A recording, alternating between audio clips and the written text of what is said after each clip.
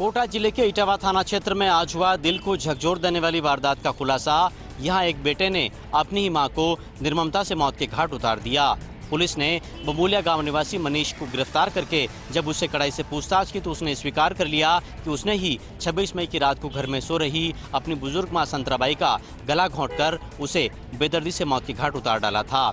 असल में मनीष के पिता की पहले ही मौत हो चुकी थी। उसका बड़ा भाई घर परिवार के झगड़ों से परेशान होकर ससुराल में रहने लग गया था और उससे छोटा भाई एक मंदबुद्धि से रेप के आरोप में थाने में बंद था और बहन की शादी हो चुकी है। घर में केवल बुजुर्ग माँ और सबसे छोटा बेटा मनीष ही रहते थे और माँ इन्हीं सब परिस्थितियों को लेकर के मनीष पर अक्सर ताने कसती थी। मनीष ने 26 मई की रात को इन्हीं तानों से परेशान होकर के अपनी मां का गला घोंटकर उसे मौत के घाट उतार दिया। इस दौरान बुजुर्ग तड़पती भी रही, फरियादें भी करती रही, लेकिन हत्यारे बेटे पर इसका कोई असर नहीं हुआ। उसने अपनी मां की हत्या करने के बाद सोने का भी प्रयास किया, लेकिन नींद नहीं आई तो सवेरे 4 बजे दूध लेने चला गया। बाद में काका को मां के बीमार और बेहोश होने की खबरें बताई और खुद ही पुलिस में जाकर के रिपोर्ट दी और 5 दिनों तक परिजनों और पुलिस को गुमराह करता रहा।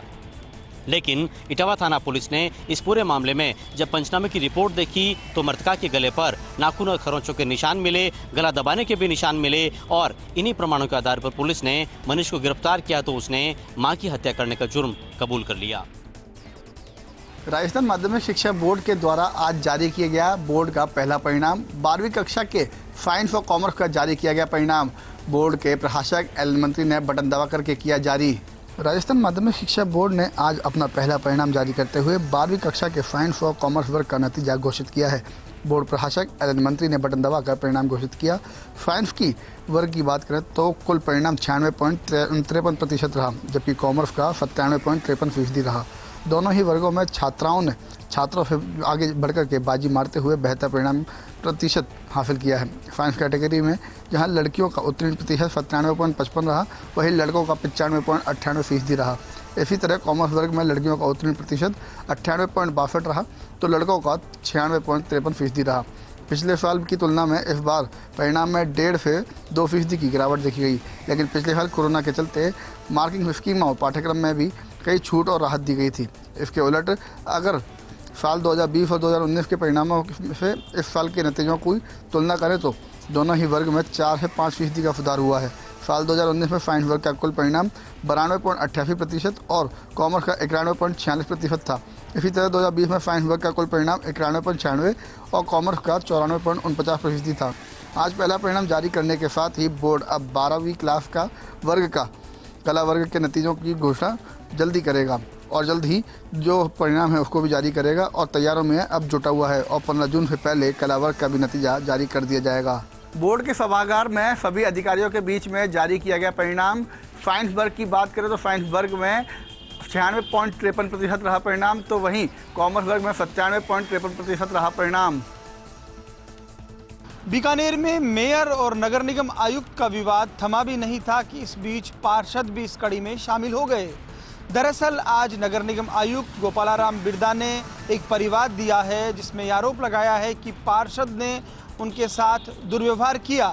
बिरदा का कहना था कि बारिश ना के बराबर हुई, बावजूद उसके पार्षद ने कुछ आरोप लगाए और वहां पर एक तरह से दुर्व्यवहार किया। इस विषय को लेकर गोपालाराम ने बाकायदा सदर थाने में एक परिवाद दिया।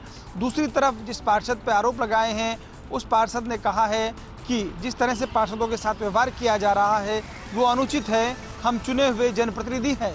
तो कुल मिलाकर ये कहा जा सकता है कि बीकानेर में नगर निगम में एक बार फिर हंगामे की स्थिति बनी हुई है। पहले भी आयुक्त और मेयर के बीच विवाद जयपुर की ब्यूरोक्रेसी तक पहुंचा। मेयर ने सीएस सहित अन्य लोगों को शिकायत की तो वहीं आयुक्त भी पीछे नहीं रहे, उन्होंने भी अपनी बात सीएस तक पहुंचाई और अन्य अधिकारियों को भी बताया कि किस तरह से सब कुछ चल रहा है। इतना ज़रूर है कि मेयर और आयुक्त के बीच ठन्ने के चलते कहीं ना कहीं आम आदमी को काम में परेशानी हो रही है। जिसने शिक्षा को हथियार माना है उसने हमेशा ये जंग जीती है और ये जंग पाली शहर की हिमांशी नवाल ने भी जीती है, जो 12वीं की बोर्ड परीक्षा के एग्जाम के इस परिणाम में साइंस विषय में 98.88 नंबर प्राप्त कर राजस्थान की श्रेष्ठ 10 छात्राओं में अपना नाम अंकित किया है। वो पाली शहर की भी टॉपर है, हिमांशी के माता पिता नहीं है, वो अपने दादा दादी के पास पढ़ लिख कर ये सफलता हासिल की है। जब हमने हिमांशी के दादाजी से बात की तो वो भावुक उठे। उन्होंने कहा कि हिमांशी ने पूरे परिवार का नाम रोशन किया है। हिमांशी ने पाली जिले और राजस्थान का नाम भी रोशन किया है। हिमांशी का सपना है कि वो डॉक्टर बने। फर्स्ट इंडिया ने भी हिमांशी से बात की और उसकी सफलता का राज जानना चाहा तो हिमांशी ने बताया कि वो बिना कोचिंग इस सफलता तक पहुंची है और इसका श्रेय वो अपने गुरुजनों और परिवारजनों को देते हैं, जिन्होंने उन्हें पढ़ने के लिए सपोर्ट किया।